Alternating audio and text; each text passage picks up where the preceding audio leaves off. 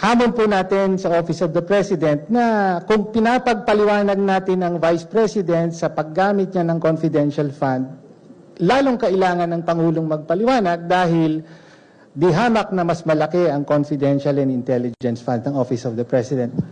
Iginiit ni House Deputy Minority Leader at ACT Teachers Party List Representative Antonio Tino na kailangan ding maipaliwanag ng tanggapan ni Pangulong Ferdinand Marcos Jr. sa paggamit nito ng confidential funds.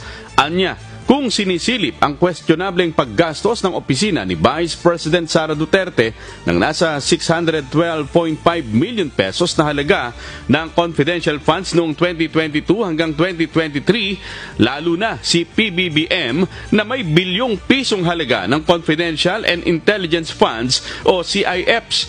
Ayon sa Department of Budget and Management o DBM, nasa 4.5 billion pesos ang halaga ng CIFs ng tanggapan ni PBBM para sa 2026. Inaasahang sa Setyembre naman may sasalang sa deliberasyon ng House Committee on Appropriations ang panukalang pondo ng Office of the President para sa susunod na taon.